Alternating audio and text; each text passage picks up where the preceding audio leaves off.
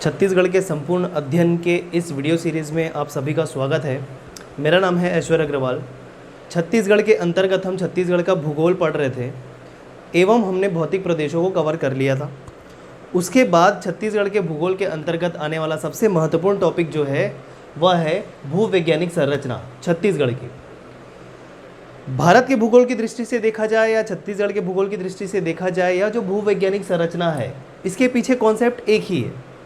बस छत्तीसगढ़ में पढ़ने का पर्पस ये है कि किस शैल समूह का विस्तार छत्तीसगढ़ के किस क्षेत्र में पाया जाता है, इतना एक्स्ट्रा हमको याद करना है।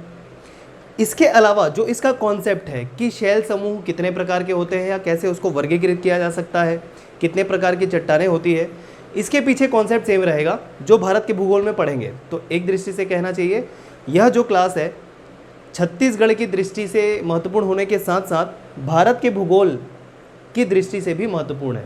ध्यान से देखिएगा, काफ़ी महत्वपूर्ण चीज़ें बताने वाला हूँ और बहुत सारी चीज़ें जो है मैं बताऊँगा जो बोर्ड में नहीं होगी, आपको नोट करते जाना है। ठीक है, पहले मैं सारे फैक्ट आपको क्लियर करूँगा, तत्पश्चात उसके बाद उसका कॉन्सेप्ट आपको बताऊँगा। तो पहले आप देख लीजिए छत्तीसगढ़ के संदर्भ में भूवैज्ञानिक संरचना, जियोलॉजिकल स्ट्रक्चर ऑफ छत्तीसगढ़।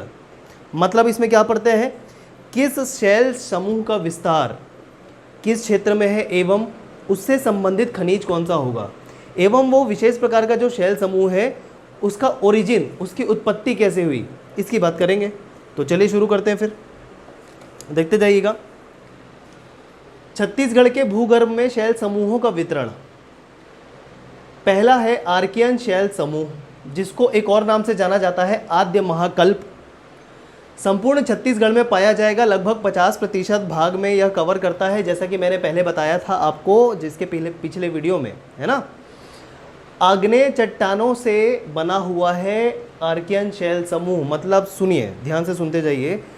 शुरू में जो पृथ्वी थी वो आग का गोला थी।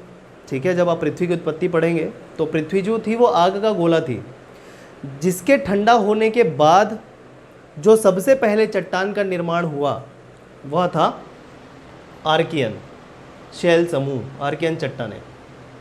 ठीक है, तो एक तरीके से गर्म गोला थी, आग का गोला थी, तो उसमें जो चट्टानें थी, पिघला लावा था, वो कौन से प्रकार की चट्टान थी, आग्नेय। ठीक है, इग्नियस रॉक्स। तो इसी वजह से यह जो चट्टानें हैं, कौन से प्रकार की चट्टानें हैं, आग्नेय प्रकार की चट्टानें हैं। अब चट्टानों के प्रकार में क्लियर करूंगा कॉन्सेप्ट में, आप अभी फैक्ट सुनते जाइए। आग्नेय चट्टानों के निक्षेपण से बना हुआ है आर्कियन शैल समूह। ठीक है, कौन कौन से मुख्य इसमें शैल पाए जाएंगे, देखते जाइए। ग्रेनाइट, शिस्ट, नीस, कॉन्ग्लोमेरेट के रूप में पाया जाएगा कौन, आर्कियन शैल समूह। अब एक और बात सुन लीजिए, शैल समूह कहा है मैंने, मतलब बहुत सारे शैल मिलके, अनेकों शैल मिलके एक बड़ा सा शैल समूह का निर्माण करेंगे, वह यह है। और यह सारी चीज़ें क्या है, ये अलग अलग शैलें हैं। ठीक है, क्लियर है। तो ग्रेनाइट, शिस्ट, नीस, कॉन्ग्लोमेरेट अलग अलग शैलें हैं जो मिलकर आर्कियन शैल समूह में पाए जाते हैं। मुख्य खनिज क्या क्या मिलेंगे, क्वार्ट्ज, फेल्सपार, हॉर्नब्लेंड, ये सारी चीज़ें। ठीक है दोस्तों, तो यह था आर्कियन शैल समूह, सबसे पुराना। अच्छा, एक और ये जो क्लासिफिकेशन आपको दिख रहा है, आर्कियन हो गया, धारवाड़ हो गया, फिर पुराना संघ के अंदर कडप्पा आएगा, गोंडवाना आएगा, दक्कन ट्रैप आएगा। ये सब का जो क्लासिफिकेशन है यह समय के हिसाब से किया गया है कि कौन सी चट्टानें कितनी पुरानी है, समझते जाइए आप। यह जो क्लासिफिकेशन दिख रहा है आपको किस आधार पर है, समय के आधार पर है, समयावधि के आधार पर है। मतलब सबसे पुराना कौन होगा, आर्कियन, फिर उसके बाद धारवाड़ का निर्माण होगा। तो दो तीन चीज़ें जो बता दी ध्यान में है आपके। बहुत सारे शैल मिलके एक शैल समूह का निर्माण करेंगे, जैसे यह सारे शैल मिलके एक समूह का निर्माण कर रहे थे जो किसके अंतर्गत आ रहा था, आर्कियन। अब एक और बात ये ध्यान रखना है कि किसी भी शैल समूह में कोई सा भी शैल पाया जा सकता है या कोई सा भी खनिज पाया जा सकता है। ऐसा ज़रूरी नहीं है कि अगर मैंने लिख दिया ग्रेनाइट तो वो सिर्फ आर्कियन में ही मिलेगा, या लिख दिया शिस्ट तो सिर्फ आर्कियन में ही मिलेगा। ऐसा बिल्कुल भी आवश्यक नहीं है, ध्यान रखिएगा। चलिए आगे बढ़ते हुए देखते हैं। धारवाड़ शैल समूह जलीय अवसादी चट्टानें हैं ये। और कैसे बना है? आर्कियन शैल समूह के अपरदन से बना है, अपरदन से बना है। कंटिन्यू घिसाव होता गया है किसका? आर्कियन का। फिर जो बना है चट्टान वो कौन सा है? धारवाड़, मतलब आर्कियन से कम पुराना होगा। रीजन क्लियर है? इसके अंतर्गत आने वाले कौन कौन से मुख्य शैलें हैं? नेस, क्वार्ट्जाइट, हेमेटाइट। हेमेटाइट मतलब लोहा एक प्रकार का, ठीक है। Mica शिस्ट, clear, slate. इतने सारे आपको शैल याद रखने, ये सारे शैल हैं, ठीक है। अब यहाँ पर एक और मैंने नोट पॉइंट लिख दिया है कि जो चिल्फी घाटी में स्लेट की मोटी तहें पाई गई हैं, याद रखिएगा, फैक्ट मैंने बताया है। खनिज कौन कौन सा पाया जाएगा? जैसा कि हमने देखा था पहले भी जब हम छत्तीसगढ़ का प्राकृतिक विभाजन कर रहे थे कि धारवाड़ शैल समूह जो जहाँ पर पाया जाएगा वहाँ मुख्यतः खनिज कौन सा होगा? लोहा, ठीक है। और खनिज की दृष्टि से भी यह काफ़ी धनी शैल समूह है, काफ़ी महत्वपूर्ण शैल समूह है। तो खनिज के रूप में सोना, चांदी, लोहा, लोहा हमने याद किया हुआ है, मुख्य रूप से क्या? लोहा, तांबा, टीन, निकिल, मतलब जितने भी महत्वपूर्ण जो तत्व है, मतलब बोलना चाहिए मेटल्स हैं, ठीक है, वह इस शैल समूह के अंतर्गत आ रहे हैं। जितनी भी धातुएं मुख्य, सोना, चांदी, ये सारे इसके अंतर्गत आ रहे हैं। कॉन्सेप्ट में अभी बताऊंगा सारे शैल समूहों का ये क्या है, कैसा है कॉन्सेप्ट, उत्पत्ति कैसी होती है, ये सारे मैं क्लास के इन सब के बाद में बताऊंगा, देखते जाइएगा। अभी छत्तीसगढ़ में इसकी 3 सीरीज पाई जाती है, ध्यान रखिएगा। चिल्फी घाटी सीरीज, सोनाखान सीरीज, दंडकारण्य प्रदेश का लौ अयस्क। अभी तक हमने देखा था कि धारवाड़ जो मुख्य रूप से कहाँ पाया जा रहा था? दंडकारण्य के पठार के अंतर्गत, बैलाडीला क्षेत्र, याद है? पिछला वीडियो देखेगा जरूर, सीरीज से चलेंगे तभी आपको समझ में आएगा, अदरवाइज़ कोई भी वीडियो उठा के बीच से देखेंगे तो समझ में नहीं आने वाला है। इसी कारण एक सीरीज़ जो है सीक्वेंस, क्रमबद्धता मेंटेन करते चलिए, ठीक। तो इसके बारे में तो हमको पता था कि दंडकारण्य प्रदेश में लौ अयस्क सीरीज़ है, बैलाडीला क्षेत्र, लौ अयस्क की प्राप्ति होगी। एवं कौन सा? राव घाट की पहाड़ी बताया था, आर्य डोंगरी बताया था। इन सब जगह से क्या मिल रहा था हमको? लोहा। और यहाँ की लोहा की जो क्वालिटी है लगभग 70% शुद्ध लोहा है, एवं जापान को भेजा जाता है, ठीक है। विशाखापट्टनम से जापान को भेजा जाता है बैलाडीला से प्राप्त होने वाला लोहा को, है ना। तो देखिए चिल्फी घाटी सीरीज, चिल्फी घाटी मतलब कौन सा क्षेत्र आ गया? कवर्धा, ठीक। कवर्धा में भी इसका एक्सपांशन है धारवाड़ का। उसके अलावा 2 नाम और याद रखिए, रामानुजगंज, रामानुजगंज,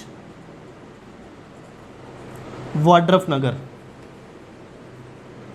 वाड्रफ नगर, ठीक है। दोनों के दोनों जो तहसील है वो कहाँ पर है? बलरामपुर में। तो वहाँ पर भी चिल्फी घाटी सीरीज़ का धारवाड़ शैल समूह का विस्तार है। सोनाखान सीरीज़, सोनाखान सीरीज़ बोलना चाहिए बलौदा बाजार वाला एरिया, आसपास एरिया, तो जिसके अंतर्गत आएंगे कसडोल, कसडोल, पंडरिया, पंडरिया मतलब ध्यान रखिएगा कवर्धा के अंतर्गत आता है, लेकिन पंडरिया को सोनाखान सीरीज़ के अंतर्गत रखा गया है, ना कि चिल्फी घाटी सीरीज़ के अंतर्गत। ध्यान देने योग्य बात ये है, पंडरिया, कसडोल, ठीक है। और कौन कौन सा एरिया आ गया इसके अंतर्गत? गरियाबंद हो गया, ठीक है, धमतरी वाला एरिया हो गया। तो सोनाखान सीरीज़ के अंतर्गत ये जो मुख्य मैदान, बीच के जो मैदान है ना, रायपुर के कुछ भाग, पंडरिया आ गया, ठीक है, रायपुर संभाग के कुछ मुख्य जिले इस सीरीज़ के अंतर्गत आएंगे। और दंडकारण्य तो आपको पता ही है। तो धारवाड़ की जो शैल समूह है 3 सीरीज इसकी यहाँ पर पाई जाएगी, ठीक है। रीज़न लिखा है मैंने, कौन कौन से शैल समूह हैं, कौन कौन से खनिज पाए जाते हैं एवं उसका विस्तार कहाँ पर है, इस सीक्वेंस में हम चलते जा रहे हैं, ध्यान रखिएगा। अगला जो क्लासिफिकेशन होता है वो है पुराना संघ, नाम है ये शैल समूहों का समय के हिसाब से। पुराना संघ के अंतर्गत 2 प्रकार के शैल समूह आएंगे, कड़प्पा शैल समूह, विंध्यन शैल समूह। विंध्यन शैल समूह का एक्सपांशन छत्तीसगढ़ में नहीं मिलता है, तो कहाँ मिलता है? छत्तीसगढ़ से ठीक ऊपर सोन नदी घाटी, सोन नदी घाटी, नर्मदा नदी घाटी के ऊपर विंध्यन प्रकार के पुराना संघ शैल समूह का विस्तार पाया जाएगा। छत्तीसगढ़ में इसका एक्सपांशन नहीं है, ठीक है। कड़प्पा शैल समूह का विस्तार छत्तीसगढ़ में है, जो हमने देखा है कहाँ? मुख्यतः महानदी बेसिन, ठीक है, या छत्तीसगढ़ का मैदान जिसे कह सकते हैं, जो हमने पिछले वीडियो में देखा है। लेकिन और डिटेल में जाते हैं तो कैसे निर्माण हुआ है भाई? ग्रेनाइट के अपरदन से, ग्रेनाइट के अपरदन, सबसे पहले जो पृथ्वी गर्म थी, लावा था, ठंडा हुआ, आर्कियन बना, और उसका मुख्य एक शेल जो बोलेंगे शेल का प्रकार वह था ग्रेनाइट, ठीक है, आग्नेय प्रकार का चट्टान। उसके अपरदन से बना है कडप्पा शैल समूह, ठीक। धारवाड़ कैसे बना था? ये जो आर्कियन प्रकार के शैल समूह थे उसके निक्षेपण से, ठीक है, अपरदन से। क्लियर है? आगे पढ़े। कडप्पा समूह में निक्षेपित कछारी मिट्टी धान के लिए बहुत ही ज़्यादा उपयोगी है, धान की खेती के लिए बहुत ही ज़्यादा उपयोगी है, नोट करिएगा। कडप्पा समूह में निक्षेपित कछारी मिट्टी। छत्तीसगढ़ में 2 सीरीज पाई जाती है कडप्पा शैल समूहों की, एक रायपुर सीरीज और दूसरा चंद्रपुर सीरीज। रायपुर सीरीज तो आपको पता है, रायपुर वाला मैदानी एरिया, ठीक है, पूरा बीच वाला भाग जिसमें बिलासपुर वाला भी एरिया, जहाँ जहाँ पर मैदानी क्षेत्र बोलना चाहिए, ठीक, छत्तीसगढ़ के मैदान का मैदानी क्षेत्र।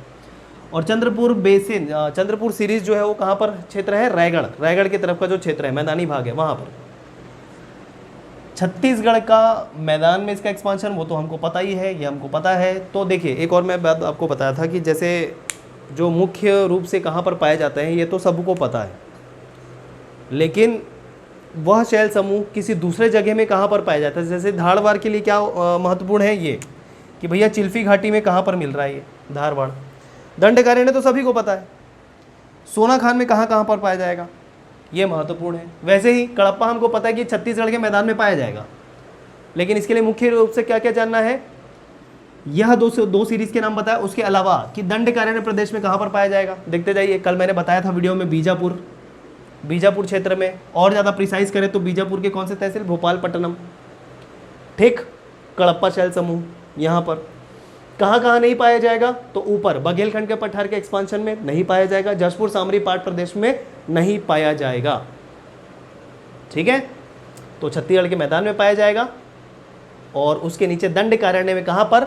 बीजापुर। क्लियर है? आगे देखिए, खनिज तो आपको पता है, जहां भी कडप्पा शैल समूह होगा मुख्य खनिज होगा चूना। चूना है तो बालू पत्थर होगा, ठीक है, सैंडस्टोन। स्लेट होगा, संगमरमर होगा, मैग्नीज होगा। अब चूना है, बालू पत्थर है, अलग अलग कैसे आ गए? तो देखिए ये एक खनिज का दूसरे में रूपांतरण ही यह सारे अन्य खनिज है। मतलब जब आप चट्टान के प्रकार पढ़ेंगे तो यह सारी चीज़ें मैं क्लियर करने वाला हूँ। देखिए क्लास के शुरुआत में सबसे पहले मैंने कहा था कॉन्सेप्ट पे बहुत ज़्यादा जोर दिया जाएगा, ना कि सिर्फ रटाने पे जोर दिया जाएगा। तो मैं अभी आपको रटा नहीं रहा हूँ, अभी मैं समझा रहा हूँ, इसके बाद और क्या कॉन्सेप्ट है उसके पीछे वो सारी बातें बताऊँगा। निश्चिंत रहिए, देखते जाइए, कॉन्सेप्ट पे बिल्कुल जोर देंगे। तो क्लियर है, चूना तो पता था, बालू पत्थर, स्लेट, संगमरमर, मैग्नीज। एक्चुअली में चूना पत्थर से ही संगमरमर बनता है, औषधि प्रकार की चट्टानें हैं और यह कैंद्रित प्रकार की चट्टानें हैं। रीज़न बताऊंगा मैं, आगे देखते जाइएगा।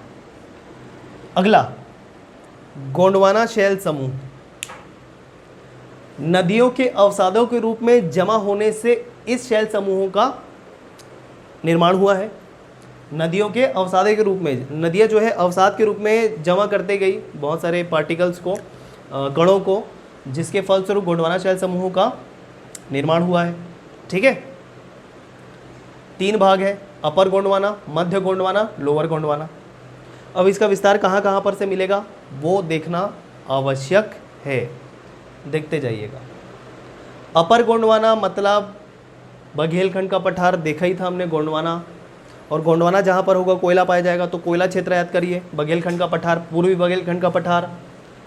ठीक है, अपर गोंडवाना के अंतर्गत आएगा, जिसके अंतर्गत कौन कौन से शैल पाए जाएंगे? कॉन्ग्लोमेरेट, क्वार्ट्जाइट, बालू पत्थर, मुख्य शैलें। शैल बता रहा हूँ, खनिज नहीं बता रहा हूँ अभी।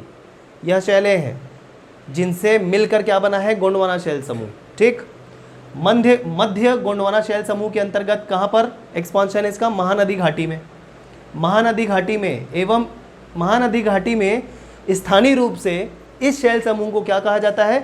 परसोरा या टिकी, परसोरा या टिकी। तीसरा लोअर गोंडवाना, इसका एक्सपांशन कहाँ पर? कोरबा, रायगढ़, धर्मजयगढ़, खरसिया तहसील। ठीक है, मुख्य कोरबा और रायगढ़ जिले वाला भाग है ये। तो यह 3 सीरीज पाई जाती है गोंडवाना शैल समूह की छत्तीसगढ़ के अंतर्गत। कौन सा क्षेत्र किसके अंतर्गत आ रहा है, ये ध्यान देने योग्य बात है यहाँ पर। तो इतने सारे क्षेत्रों में कोयला पाया जाएगा, मतलब यहाँ पर मैंने अलग से लिख रखा है गोंडवाना शैल समूह जहाँ पर होगा मुख्य खनिज कोयला होगा। ठीक है, आगे देखेंगे दक्कन ट्रैप। पता है अगर पिछला वीडियो आपने देखा है, दक्कन ट्रैप पाया जाएगा जशपुर सामरी पाट प्रदेश वाले क्षेत्र में। अब दक्कन ट्रैप कैसे बना है, बेसाल्ट युक्त लावा के कालांतर में परत दर परत जमने से, लावा निकला ज्वालामुखी से, परत दर परत जमता गया, फिर काफ़ी समय बीत गया, फिर एक उद्गार हुआ ज्वालामुखी का, फिर उसके ऊपर एक लेयर बना दिया, परत बना दिया, जिससे वहाँ पर उगे हुए पेड़ पौधे या रहने वाले जंतु उसके नीचे दब गए। फिर कुछ समय बाद हुआ, फिर ज्वालामुखी का उद्गार हुआ, फिर परत दर परत जमते गए। इस प्रकार जो परत दर परत जम रहे हैं, कौन, बेसाल्ट युक्त लावा, गर्म लावा, उससे दक्कन ट्रैप का निर्माण हुआ है। और ये जो परत दर परत जम रहा है लेयर, इसी को ट्रैप कहते हैं। क्या कहते हैं, ट्रैप कहते हैं, समझते जाइएगा बस। स्थानीय नाम इसका लमेटा है, ध्यान रखिएगा। जशपुर सामरी नाम नहीं लिखा है, शायद लिखा है कि नहीं, हाँ लिखा है, पाट प्रदेश, क्योंकि पता है पिछला वीडियो देखिएगा। खनिज क्या पाया जाएगा, बॉक्साइट। दक्कन ट्रैप है जहाँ पर, वहाँ पर मुख्य खनिज पाया जाएगा बॉक्साइट। ठीक है, और एक और बात मैंने लिखा है कि दक्कन ट्रैप की आधार जो चट्टान है, सॉरी, काली मिट्टी का जो आधार चट्टान है वो है दक्कन ट्रैप। मतलब दक्कन ट्रैप से कौन सी मिट्टी बनेगी, काली मिट्टी बनेगी दक्कन ट्रैप के अपर्दन से। ठीक है, लावा निकल रहा है, जम गया, काला कलर का होता है वो, काले रंग का अपर्दन हो रहा है, अपर्दन होके क्या बना देता है, काली मिट्टी।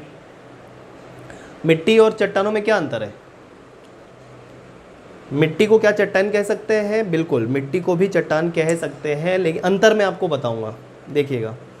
तो अल्टीमेटली यह कठोर रूप में है और यह नरम रूप में है, बस इतना ही अंतर है।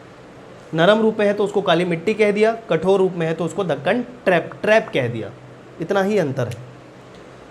पाट प्रदेशों में, अब पाट प्रदेशों में तो हमको पता था, लेकिन अलग जो बात है वो क्या ध्यान देने योग्य है कि मैकल के पूर्व भाग में भी दक्कन ट्रैप का एक्सपांशन है।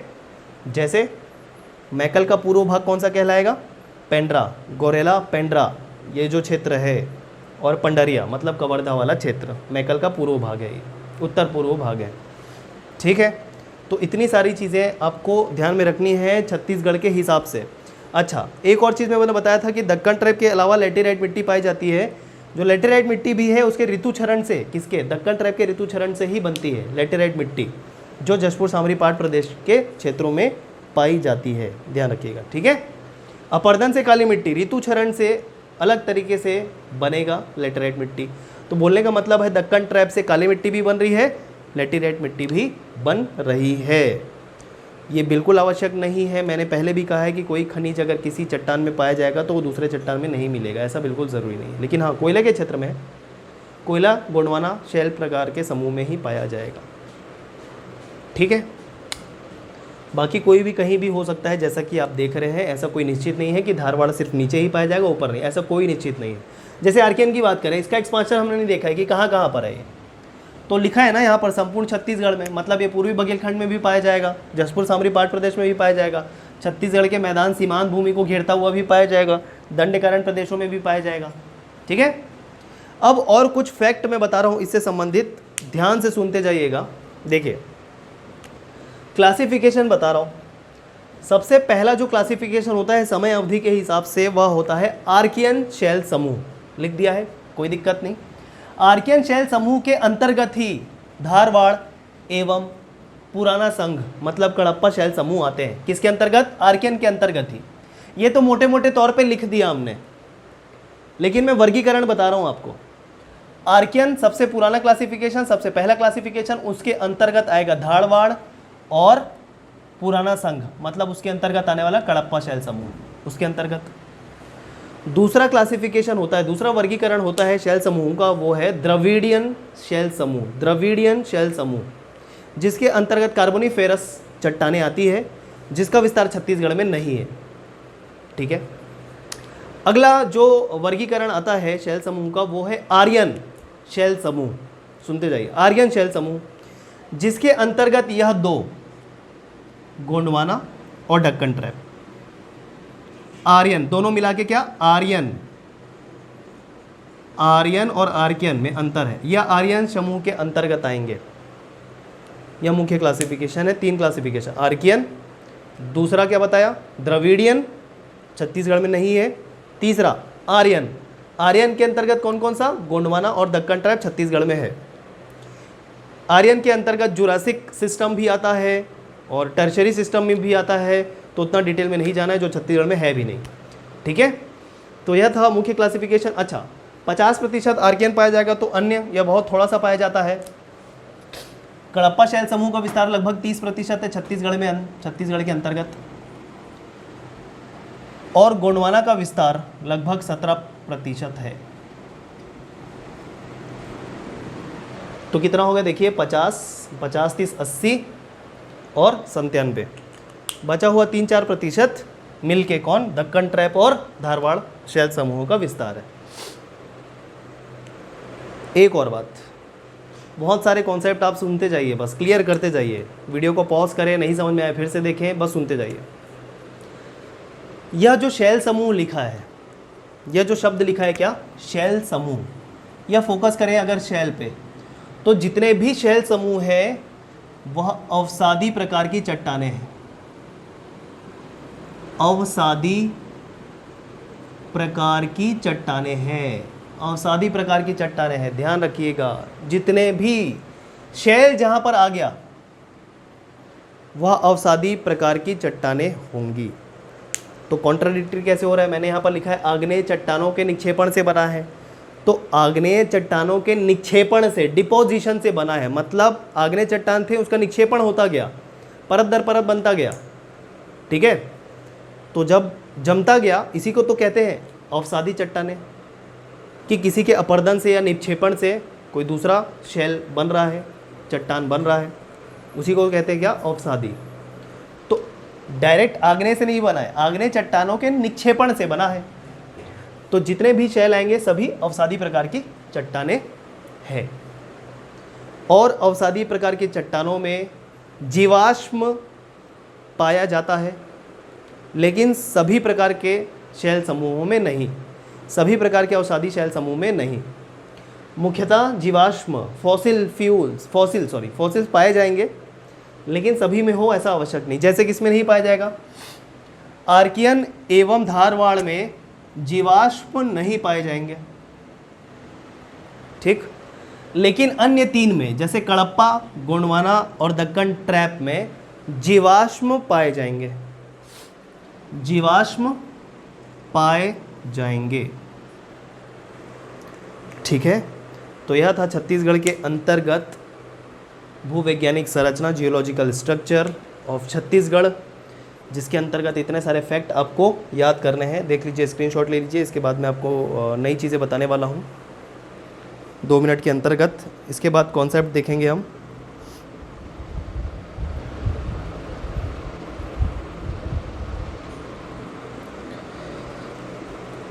चलिए कॉन्सेप्ट स्टार्ट करते हैं। अब मैं आपको अब बताऊंगा चट्टानों के प्रकार और उनकी उत्पत्ति कैसे हुई। सुनते जाइएगा, 10 मिनट और लगेंगे और आपका पूरा कॉन्सेप्ट क्लियर हो जाएगा। आई होप इसके पहले भी जितनी चीज़ें बताए हूँ क्लियर हो गया होगा। चलिए अब देखते हैं कॉन्सेप्ट।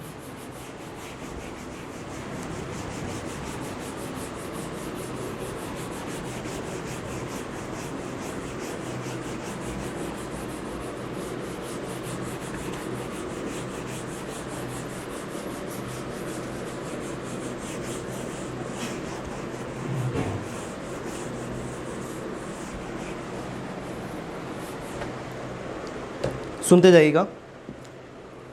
अगर बात करूं चट्टानों की, रॉक्स की बात कर रहा हूं, चट्टानें, रॉक्स, अगर ये कठोर रूप में है तो इनको चट्टानें ही कहेंगे, चट्टान ही कहेंगे, मतलब रॉक ही कहेंगे। किंतु अगर ये नरम रूप में है, ठीक है, मुलायम रूप में है, तो इनको हम मृदा या मिट्टी कहेंगे, सॉइल, बस इतना ही अंतर है मृदा और चट्टानों में, बस इतना ही अंतर है। ठीक है, अगर ये कठोर भाग में, कठोर रूप में है तो चट्टान कहे जाएंगे, और नरम रूप में है, मुलायम रूप में है तो इन्हें मृदा कहेंगे, बस इतना ही अंतर है। ठीक। एवं देखिए, सबसे पहले देखिए एक और बात, कोई भी तत्व मतलब एलिमेंट, जैसे बात करूं एग्जाम्पल, उदाहरण के तौर पे अगर बात करूं, कार्बन या एल्यूमिनियम, ये तत्व है जो आवर्त सारणी में आपने स्कूल में कभी ना कभी पढ़ा होगा, इनको तत्व कहते हैं। तत्व जो है वह बनाते हैं खनिज, तत्व जो है वो क्या बनाते हैं, खनिज, मिनरल्स। ठीक,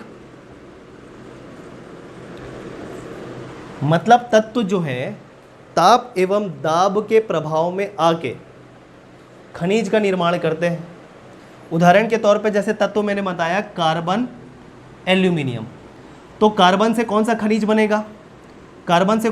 बनेगा, याद कीजिए, कार्बन से बनेगा कौन सा खनिज, कोयला, और कौन सा खनिज मिलेगा, हीरा। समझ रहे हैं, ये कार्बन से बनने वाला खनिज है।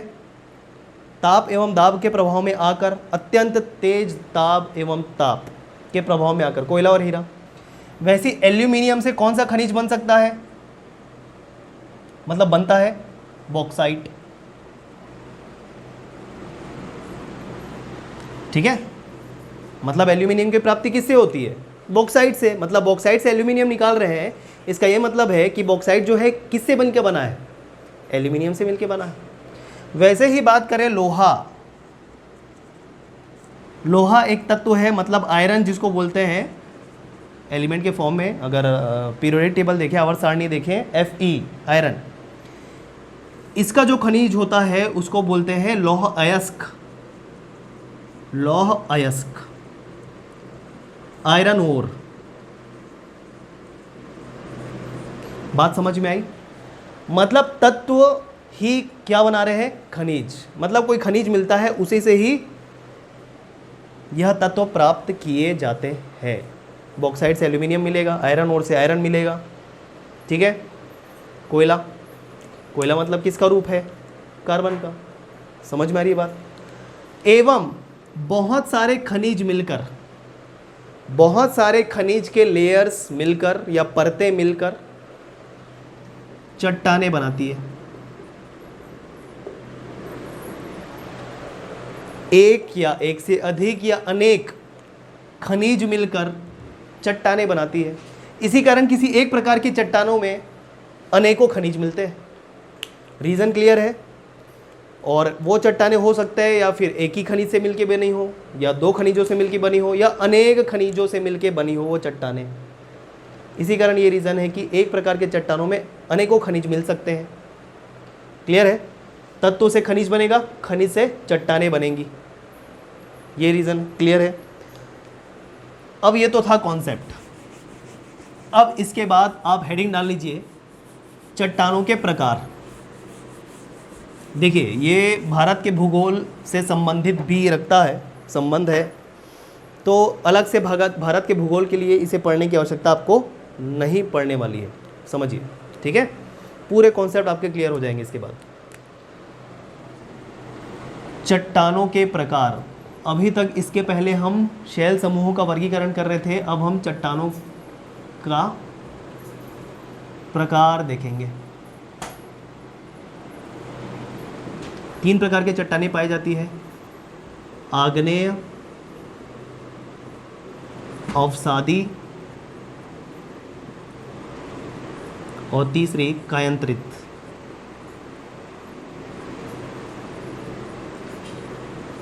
ये 3 प्रकार की चट्टानें। आग्नेय चट्टानें उसको कहेंगे कि गर्म लावा जो है ज्वालामुखी से बाहर आया सतह पे, एस्थेनोस्फीयर से, और जम गया सतह पर, ठंडा हो गया, तो उस प्रकार बने हुए चट्टान को क्या कहेंगे, आग्नेय चट्टानें। आग्नेय चट्टानें आगे जाके फिर से इसके 2 भाग होते हैं,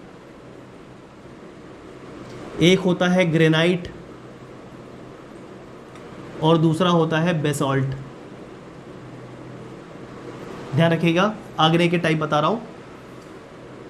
अगर ज्वालामुखी से निकलने वाला लावा सतह के ऊपर नहीं आ पाता, वह सतह के नीचे ही ठंडा होकर जम जाता है।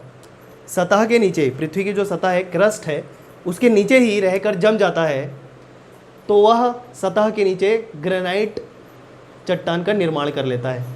ठीक है, सतह से नीचे, पृथ्वी सतह से नीचे।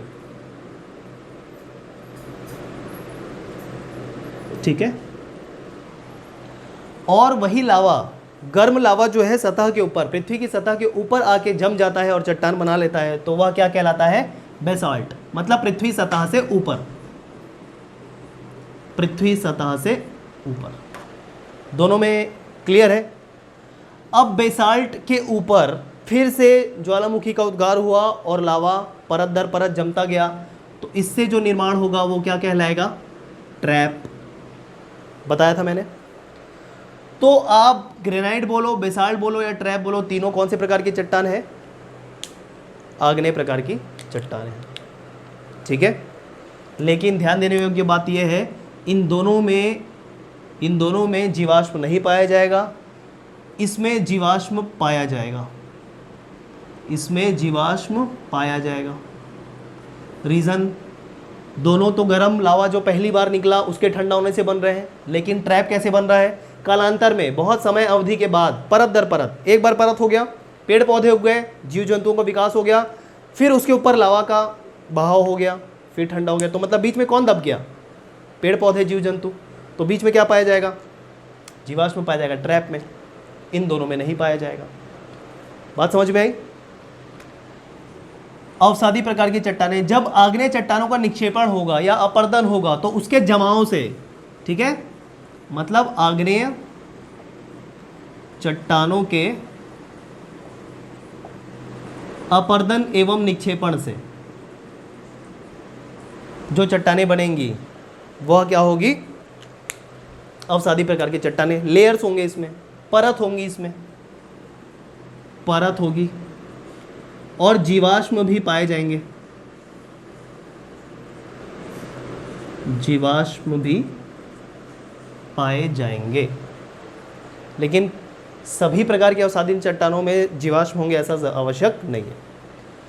एवं अवसादी प्रकार की चट्टानें हो या आग्नेय प्रकार की चट्टानें हो, वह अगर जमीन के अंदर, पृथ्वी की सतह के अंदर रहते हुए अत्यंत ताप एवं अत्यंत दाब के प्रभाव में आ जाए तो उससे कायांतरित चट्टान का निर्माण होगा। ठीक, तो देख लीजिए, चाहे अवसादी प्रकार की चट्टान हो या आग्नेय प्रकार की चट्टान हो, अत्यंत दाब एवं ताप की स्थिति में वह कायांतरित चट्टान में बदल जाएगी। ठीक, जैसे एक उदाहरण के तौर पे देख लीजिए, क्लियर हो जाएगा। आग्नेय प्रकार की चट्टानें का उदाहरण है ग्रेनाइट। ठीक, ग्रेनाइट ताप एवं दाब के प्रभाव में आकर नीस में परिवर्तित हो जाती है। एक प्रकार की ये भी चट्टान है, और यह नीस जो है यह कायांतरित चट्टान है। वैसे ही एक अवसादी प्रकार की चट्टान बताया था, उदाहरण बता रहा हूँ। एक अवसादी प्रकार की चट्टान थी, कौन सा? चूना पत्थर। चूना पत्थर फिर से ताप और दाब के प्रभाव में आके यह बन जाएंगे संगमरमर। यह कायांतरित है।